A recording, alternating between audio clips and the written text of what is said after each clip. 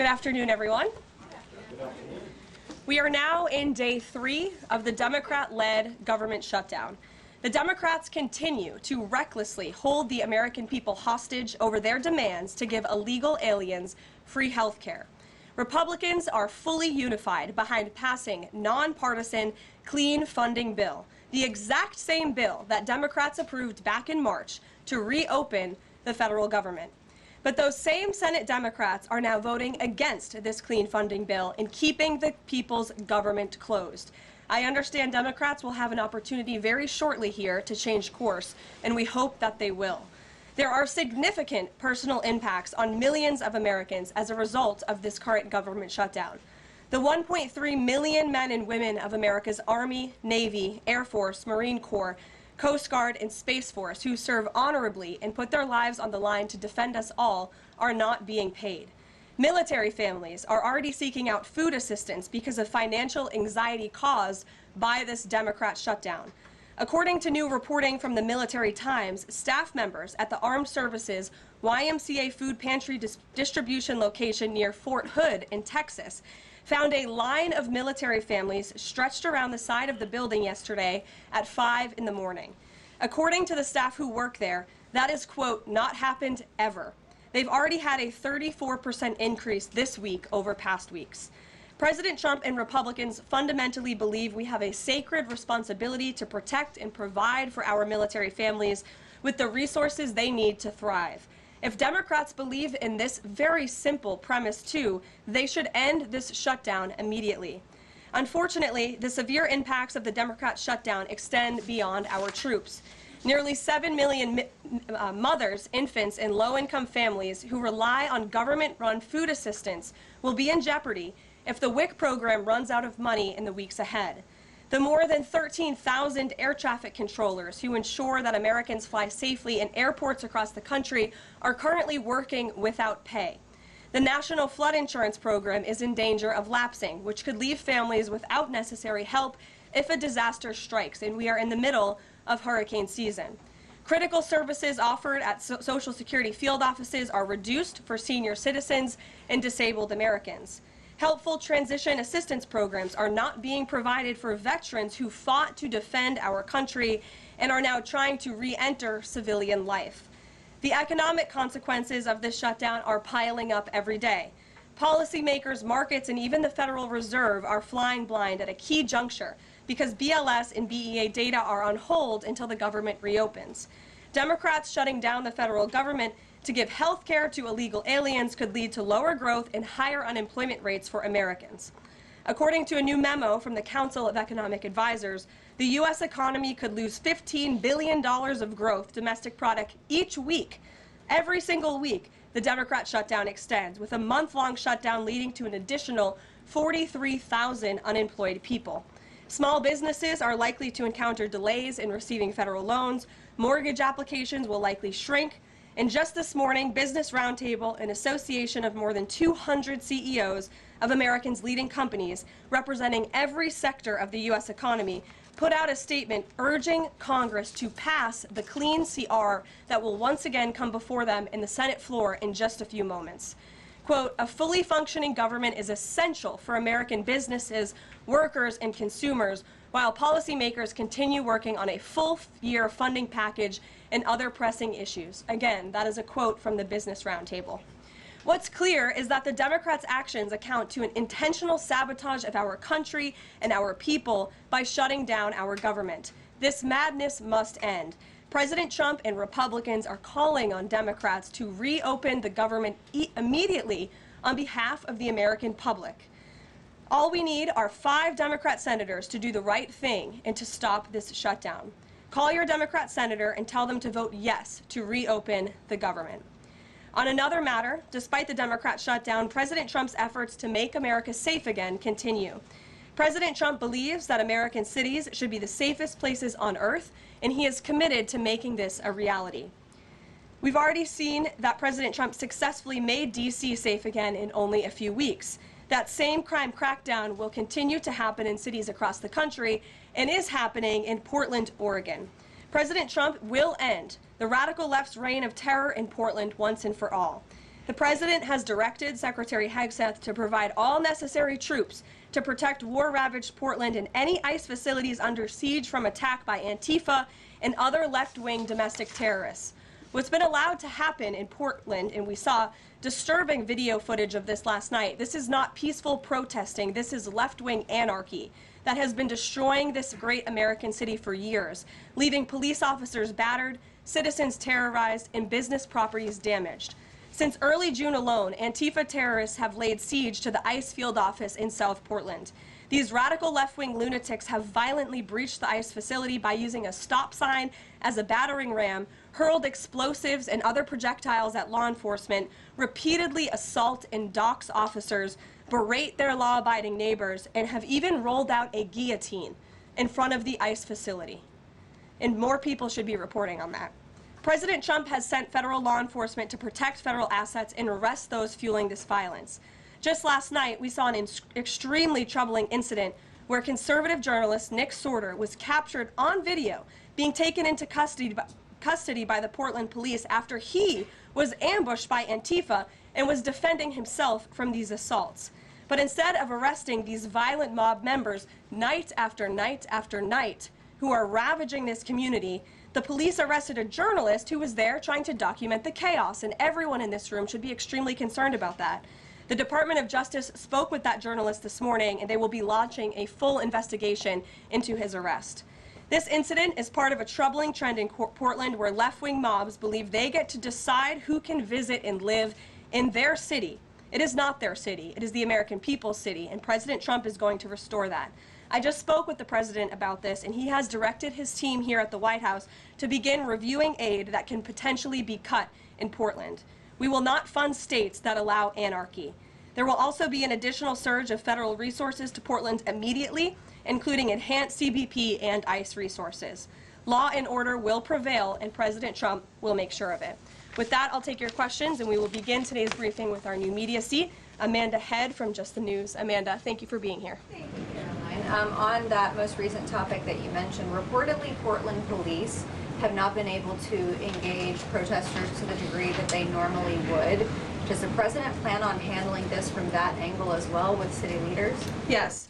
From our understanding, the law enforcement that we have here in the Homeland Security Task Force, I spoke with them this morning, and what they're seeing is that unfortunately, local police has been restricted from responding or cooperating at all with federal authorities, which is completely absurd. We have surged federal law enforcement personnel to this city to restore law and order and to work alongside local law enforcement. And we've seen the benefits of this in Washington, D.C., and all of you live here, so you can agree Washington, D.C. is and feels much safer because of the cooperation between federal and local law enforcement. They can and must be working together, and we think it's despicable that these local elected officials who swear an oath to protect their people are preventing law enforcement from doing their jobs on the ground. So that's why the president has directed his team here at the White House, and they are already on it to look into how we can cut funds. And the president wants to work with anyone. If the mayor of Portland were to call him right now and say, "Mr. President, please help us," I am sure the president would be willing to do that. He is genuinely serious about wanting to restore order in America's cities. But it's become apparent that the local and elected officials in Oregon do not feel the same, and that's very unfortunate for the people who live there. Yeah, and then one more question on the government shutdown. Should there be some type of scheduled layoffs to maybe entice Democrats to come to the table, like every hour another agency, another 100 pink slips? I'm sure Russ Vought has a list of folks ready to go. Well, look, the Office of Management and Budget, as we've said repeatedly, is working with the agencies and our cabinet secretaries to identify where cuts unfortunately can and have to be made. And again, we understand there's another vote happening on the Senate floor in an hour. Maybe if Democrats do the right thing, this government shutdown can be over. Our troops can get paid again. We can go back to doing the business of the American people. But if this shutdown continues, as we've said, layoffs are an unfortunate consequence of that. And Russ Vought has been in contact with our cabinet secretaries at their respective agencies to discuss that. Thank you, Amanda. Kelly. How would this administration define what makes a Democrat agency, which agencies, and what constitutes being a Democrat agency? I think this administration has been very clear, Kelly, that we're not going to tolerate waste, fraud, and abuse in our government. And we've also been very clear to point out when agencies or when programs do not align with this administration's values of putting our country first. You've seen that with USAID and in various other cases where there's been cuts made or funding has been slashed. And so, again, unfortunately, we're having to do a massive review of the bureaucracy to be good stewards of the American taxpayer dollar. And it's the Democrats who have forced the White House and the president into this position by voting to shut the government down. You've talked about thousands likely layoffs coming. Do you have an update on the timeline for that? How quickly, and if the government is restored to funding and back in operation, will that list of potential layoffs still be on the table? Look, as I just stated, the Office of Management and Budget is in constant communication and contact right now with our cabinet secretaries and agencies across the board to identify, unfortunately, where layoffs have to be made and where cuts have to happen.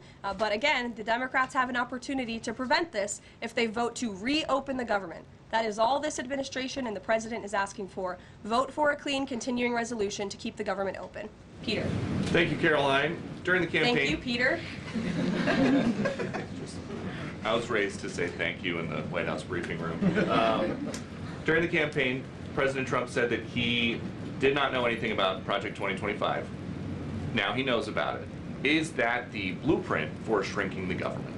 Look, the blueprint is what the president and his team and his cabinet secretaries ultimately decide. And the president trusts his cabinet secretaries to identify where there is waste, fraud, and abuse. We pointed out this morning, or Russ Vogt tweeted about this morning, a Chicago rail project that was canceled. We paused $2.1 billion in Chicago infrastructure projects, specifically the Red Line extension and the red and purple modernization projects. And it's because the administration is concerned that the Biden administration was handing out taxpayer dollars to pay for this construction based on DEI. DOT is reviewing the race-based contracting on unconstitutional grounds, and in the meantime, the Department of Transportation funds for these projects are on hold. So I guess this answers both of your questions. This would be an example of that. And just because there's so much shutdown talk, something different. What do you guys think about the NFL's decision to name Bad Bunny as the Super Bowl halftime performer, somebody who has not scheduled shows in the U.S. because he says that he is worried that ICE is going to come and arrest his fans? Well, look, I know there are many in this room who are very anxious to hear the president's response to Bad Bunny being the halftime show, so I won't get ahead of him. I won't reveal what he feels about this. Next time you all ask him a question, you're welcome to do that. I have my own feelings on that, but that's not what I'm up here to talk about. As far as ICE being at the Super Bowl, as far as I'm aware, there's no tangible plan for that in store right now. However, of course, this administration is always going to arrest and deport illegal immigrants when we find them. If they are criminals, we're going to do the right thing by our country. Kate. Did the president and Russ Vogt decide yesterday in their meeting which cuts they wanted to make to agencies and which ones would be permanent? Again, I've kind of answered this question a few different times now. It's been asked in a few different ways. Their discussions continue between the Office of Management and Budget and cabinet agencies across the board, and they are actively identifying where these cuts and these layoffs have to be made as this government shutdown hopefully does not continue. And on Hamas, the president said that if Hamas rejects the proposal that Netanyahu would have his full backing to finish the job. A UN report found that Israel was committing genocide in Gaza. Does the president have concerns about the civilians being killed, the worsening humanitarian crisis, and are there limits to what the White House would support when it comes to Israel's actions in Gaza? Look, the president has deep concerns about all of the atrocities that have taken place in the Middle East over the past few years. It's deeply unfortunate that he inherited this mess from the Biden administration. If you all recall, under President Trump in his first term, the Middle East was on a pathway for peace and prosperity. There was the historic signing of the Abraham Accords. Israel was on a path to normalization between Arab and Gulf nations, and we hope that can continue. But right now, the president has made it very clear to Hamas that this is an acceptable and detailed proposal that they must accept, or the consequences are going to be very grave for them. And he has given them a deadline of Sunday evening at 6 p.m. When I was out here on Wednesday, I told all of you, I'll leave it to the president to make that red line, and he now has. I think the entire world should hear the president of the United States loud and clear. And Hamas has an opportunity to accept this plan and to move forward in a peaceful and prosperous manner in the region. And if they don't, the the consequences, unfortunately, are going to be very tragic. Michael. Thank you, Caroline. Has the president declared war on international drug cartels? And if so, or if he will, does he feel he needs congressional approval? As the White House has said many times, the president has directed these actions, these strikes against Venezuelan drug cartels and these boats, consistent with his responsibility to protect the United States interests abroad and in furtherance of the U.S. national security and foreign policy interests. This is pursuant to his constitutional authority as Commander-in-Chief and the Chief Executive to conduct foreign relations. In each of these cases, Michael, the vessels have been assessed by the U.S. intelligence community to be affiliated with designated terrorist organizations engaged at the time in trafficking illicit drugs to our country. The president has been very clear, dating back to the campaign trail, that he is always going to do what's in the best interest of the American homeland. And he also promised the American people he was going to end the drug epidemic that has taken far too many American lives. And you're seeing those actions play out almost every single day here. Last question on the shutdown, Caroline. Hakeem Jeffries has said that President Trump is in the Presidential Witness Protection Program since the shutdown has begun. What's the White House's reaction to that? That's just more ridiculous fodder from Hakeem Jeffries. As you all know, because you're here every day, the president is literally working around the clock right now. I think he has a swearing-in ceremony, or he already did. He has several meetings on the books today. He literally works 24/7. Anyone who works in this place or covers this place, as you all do, knows that to be true. And Hakeem Jeffries and the Senate Democrats should get back to work in a few minutes and vote to reopen the government. Emily. Thank you, Caroline. You spoke earlier about the energy and infrastructure projects that Director Vogt paused. Will the White House agree to restore that funding as part of a deal to end the shutdown? Well, I won't make any agreements here. Senate Republicans are talking with their colleagues on the Democrat side, but right now, Russ Vought is doing what he's been tasked to do in the midst of this government shutdown, which is to look at funds that need to be temporarily halted or need to be canceled. And Chicago is just another example of that. Caroline? Go to Libby in the back. Thank you, Caroline. I have two questions for you. One on the FDA, but first on the shutdown. Sure. Will the administration, if this government shutdown ends, still move forward with firing thousands of federal workers? Look, as I've said repeatedly, Libby, right now we want the government to be open. Layoffs are an unfortunate consequence of a government shutdown, and it's something the administration is examining. If the government is reopened, we're going to get back to doing what we were doing last week and the week before, working on the issues that the American people care about. And then on the FDA, they just approved that new abortion pill, and it's causing a lot of uproar among Republicans. What is the president's response to that, and does the administration plan to have that hold that FDA approval? Well, the Secretary of Health and Human Services, Bobby Kennedy, has put out several statements on this. The HHS's decision, it's not an endorsement of this drug by any means. They are just simply following the law. And as they put out in their statement, by law, the Secretary of Health and Human Services must approve a generic drug application if the application demonstrates the generic drug is the, quote, same as the brand name drug. Generic applicants are not required to submit independent evidence proving safety and effectiveness. As such, FDA's decision to approve a second generic version does not address the merits of the current safety program. HHS is reviewing adverse effects to ensure the FDA's required safety program for the drug is sufficient to protect women. This safety review equally applies to generic versions of this drug. So FDA and HHS are following the law. It's, again, not an endorsement of the drug itself. Mary. Thanks, Caroline. Two questions on the shutdown. You've argued that these impending layoffs are necessary to keep essential services up and running, but that has never been the case in any previous shutdown. Even when the government was shut down for 35 days in Trump's first term, you've never had to lay off thousands of workers to keep essential services up and running. So why are layoffs now necessary in this shutdown? Because we have an administration and we have a president who are wholeheartedly focused on restoring fiscal sanity to our government and doing the right thing by the American taxpayer. We are $37 trillion in debt, and the federal government is currently shut down. There is no more money coming into the federal government's coffers. And as you've also seen since the beginning, in January, this administration is focusing on waste, fraud, and abuse. And so Democrats have given this administration an unenviable choice to have to take a look at the balance sheet and identify where these cuts and layoffs can be made. And you just said this is an unenviable choice, that this is an unfortunate consequence, but the president has described this as an unprecedented opportunity.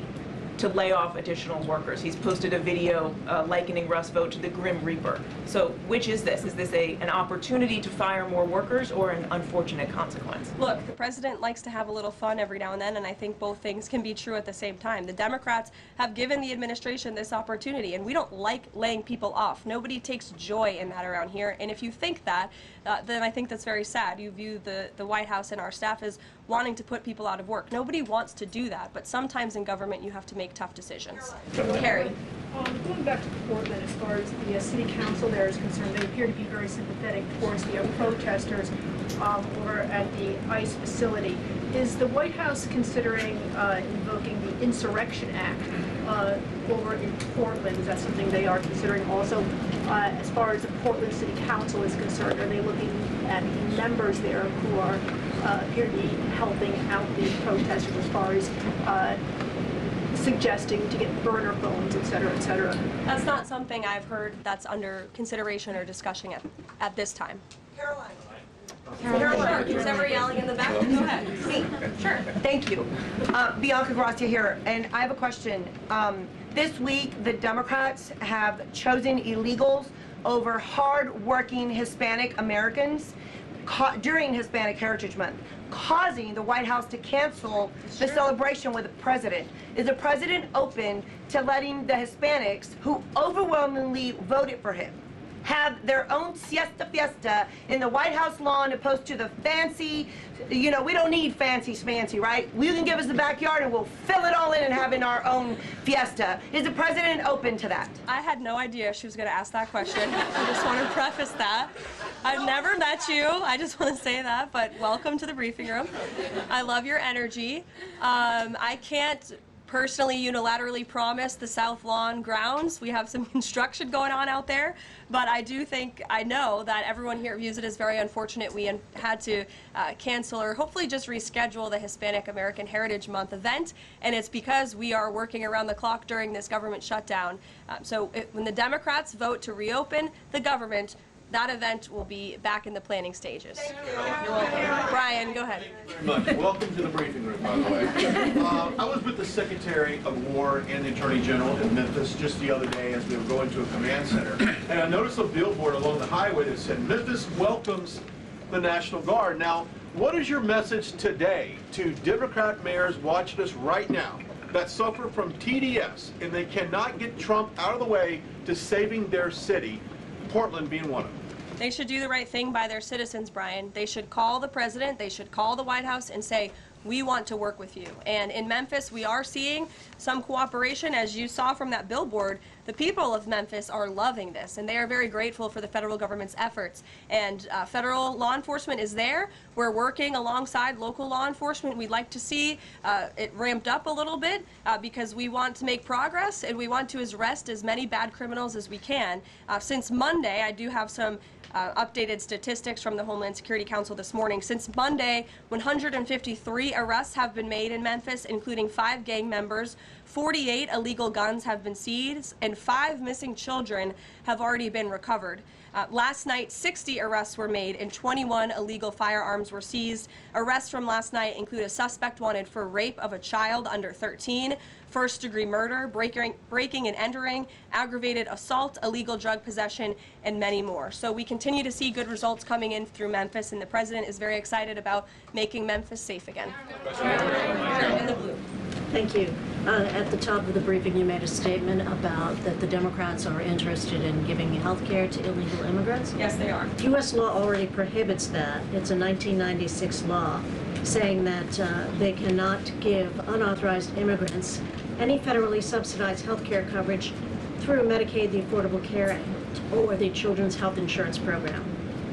There seems to be a disconnect in the messaging. Are you denying that Medicaid money has never gone to illegal aliens in the United States of America? I'm asking you if you can explain the disconnect in the messaging. I most certainly can. The Democrats' proposal, their continuing resolution, let me just reiterate, the Republicans' continuing resolution was a clean continuing resolution. There was no partisan politics injected into it. There were no conservative wish lists injected to it. What the Republicans want, and still want to this very second, is a clean continuing resolution to fund the United States government. What did the Democrats want in their continuing resolution? They inserted a provision to undo a provision in the Working Families Tax Cut, the One Big Beautiful Bill, that ended taxpayer-funded health care illegal benefits for illegal aliens. Democrats' proposal would require Medicaid to pay more for emergency care provided to illegal aliens than Medicaid does for American patients who are disabled, elderly, or children. And this bill would have also allowed California to continue a gimmick that funds its Medicaid for illegals program.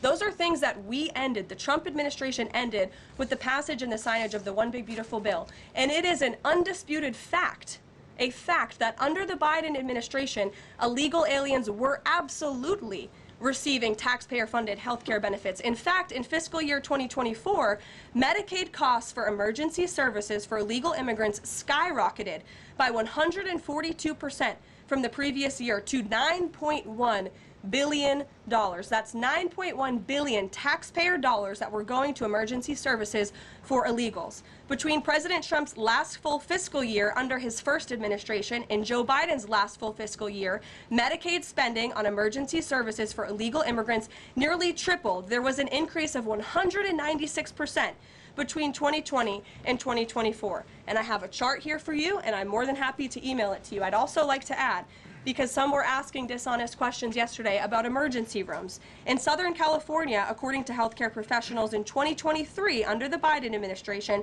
Southern California's, quote, entire healthcare system was being bombarded with illegal immigrants and forcing American patients to endure longer wait times. In Denver, Colorado, the CEO of Denver Health stated that 8,000 illegal immigrants made 20,000 visits to the city's health system in 2023.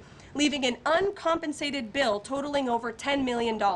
So when an illegal alien goes to the emergency room, who's paying for it? The American taxpayer. The main safety net hospital in Denver had to turn away patients due to the massive influx of illegal immigrants into the community, and UC Health Hospitals in 2024 reported their system was under stress from an increasing number of migrants. As a result, according to the head of emergency departments and urgent cares across the hospital system, quote, access is impeded for everyone. These are healthcare professionals who dealt with this directly, and there's a lot more where that came from. It is an undisputed fact that Democrats want to give taxpayer-funded healthcare benefits to illegal immigrants, period. Ed. Yeah, thank you, Karoline. Is the president talking directly to Democratic senators to try and get their vote for a clean CR?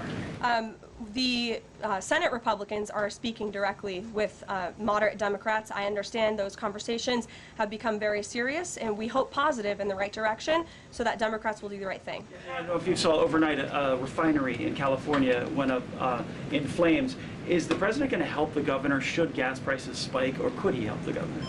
Look, I know the administration and the White House are aware of that situation that took place. I don't have any announcements for you, Ed, on that. Has the president seen the first draft of the commemorative coin that the Treasury is doing for the 250th anniversary? It has his face on it. Oh, I'm not sure if he's seen it, but I'm sure he'll love it. Kara. Thank you, Caroline. It's now being reported that former President Biden's DHS and TSA placed peaceful January 6 protesters and even Americans who refused to wear masks during COVID onto watch lists usually reserved for terrorists. Most of these people were not charged with crimes. Does the White House have a comment on the prior administration violating the free speech and due process of these Americans? And where is the outreach from the left that claims to stand for due process and free speech? And after that, I have another question about protecting journalists from Antifa. Sure. Well, Kara, to your first point, please send me that report. That's certainly very concerning. I haven't seen it myself, but if indeed that was happening, it's something I'm sure the Department of Justice and the FBI would deem worthy of looking into. Well, and journalists, as you mentioned earlier, are being increasingly attacked by leftist protesters. I was actually assaulted outside of President Trump's United Nations speech, and I think the White House is aware that a Portland journalist was almost blinded by an Antifa protester. This has been a problem that's gone on for years, and police often say that their hands are tied. Does the White House have a plan or plan on issuing a statement maybe discouraging this violence against journalists out on the street like me and so many others in this room? Well, I hope that my statement earlier in the briefing served that purpose, but of course we condemn violence against anyone in this country, and journalists as well, who are exercising their First Amendment right. And there have been so many incredible independent journalists across the country who have gone undercover within Antifa and really have come to understand how this is a growing domestic terrorism threat inside of our country. And I would encourage maybe some of you in this room to get outside outside the Beltway and go do some of that undercover investigative reporting, because it is really incredible what they found. I met with one of them in my office yesterday, and they're doing very dangerous work in difficult circumstances, and Antifa is a very violent group, as you've experienced and that many others in the media have as well. Christian. Yeah, thanks, Karoline. Following up on Libby, sort of on the other side of the abortion debate, has the president abandoned his campaign pledge to mandate insurance coverage for IVF services? No. Was there any update on that? We flew by that May EO deadline for the White House to produce a plan. I literally just read a statement from the Health and Human Services on for Libby at least, as far as IVF goes. I'll check in with our policy team and we'll get you some updates. And then on Russia, how concerned is the White House that the Russian Navy seems to be escalating its provocation of NATO allies? I'm talking, of course, to the several close calls they've had with the Danish military during the EU leaders meeting in Copenhagen.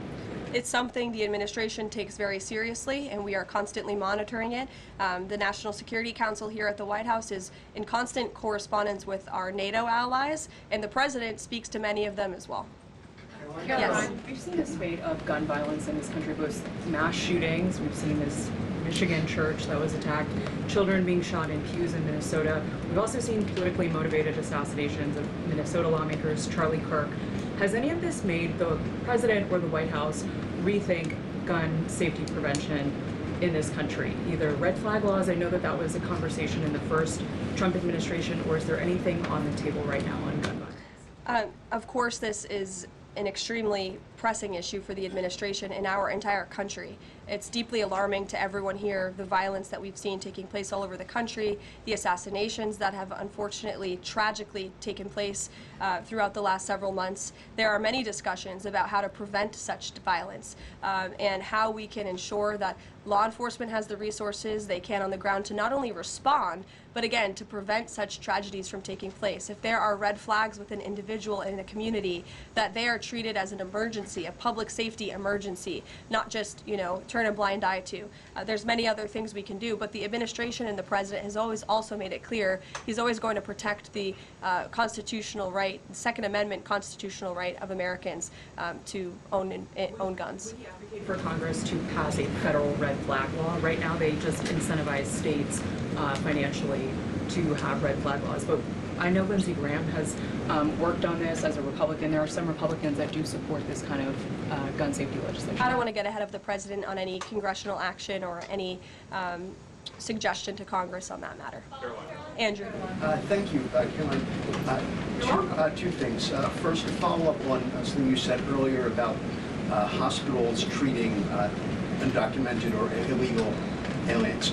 Is it the administration's position that hospitals should not have to treat people who come into the emergency department who are not here legally? No, that's not our position. Our position is that it's completely unacceptable that the Biden administration paroled and encouraged an invasion of tens of millions of illegal aliens into our country and then promised them free health care. And the Democrats are on the record repeatedly stating that they believe illegal aliens should have health care benefits, free health care benefits in the United States of America. So that is a recipe for a disaster. Of course you're going to encourage a mass illegal invasion of our country, which is exactly what happened. And we've seen the unfortunate consequence of that, where American patients are being put last, where American patients are having to wait in wait rooms, where grandmothers and grandfathers are waiting hours and hours for care because they're being put behind the line to illegal aliens. And we don't agree with that. We don't support that. That's why the administration is desperately trying to fix it and deport the tens of millions of illegal aliens that the Democrats and the Biden administration allowed into our country. And we'd love to continue doing that work so long as the federal government is reopened. And there are many federal law enforcement agents and officers right now who are working without pay. That's unacceptable. The Democrats need to reopen the United States government, and we hope that they will do the right thing on the Senate floor in just a few moments. Thank you, everyone.